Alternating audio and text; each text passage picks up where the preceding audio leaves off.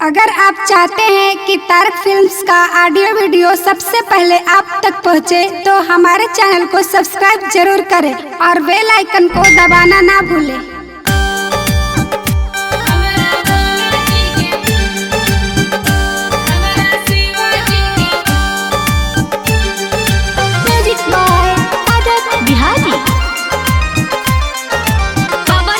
Studio Sachin पाली गांव सूरत।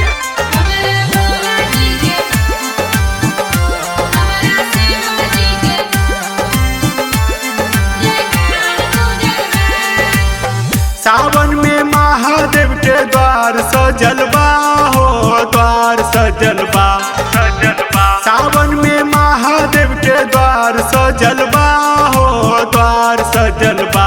हमरा भोला जी के, हमरा शिव जी के, हमरा गंजेड़ी के बोल बम जयकार गुजल बा।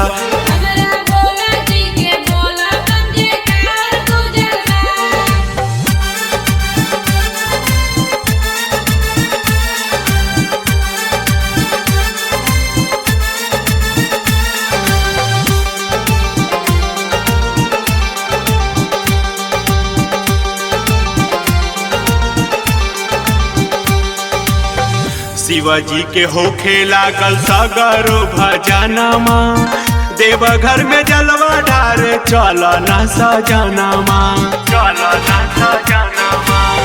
शिवाजी के होखे लागल सगरो भजनमा, देवघर में जलवा ढारे चल ना सजनमा। केहू पैदल त केहू गाड़ी बैठल बा हो, गाड़ी बैठल बा।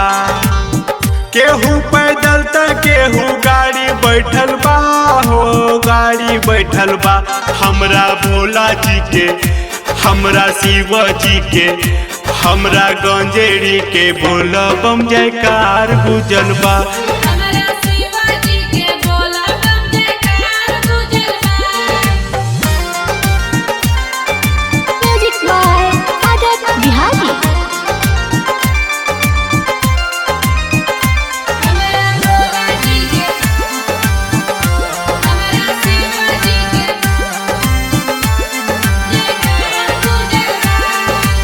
सुइया पहाड़ चढ़ी जयकारा लगाई, पूजे खातिर लभली हो देवघर आई, देवघर आई। सुइया पहाड़ चढ़ी जयकारा लगाई, पूजे खातिर लभली हो देवघर आई। शिबू सतेंद्र के मन भइल बा हो, मन भइल बा। शिबू सतेंद्र के मन भइल बा हो, मन भइल बा। हमरा भोला जी के, हमरा शिव जी के, हमरा गंजेड़ी के बोल बम जयकार गुजल बा।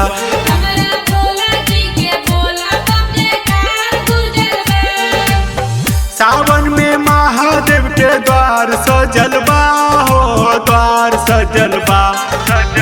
सावन में महादेव के द्वार सजल बा हो, द्वार सजल बा। हमरा भोला जी के, हमरा शिव जी के, हमरा गंजेड़ी के बोल बम जयकार गुजल बा।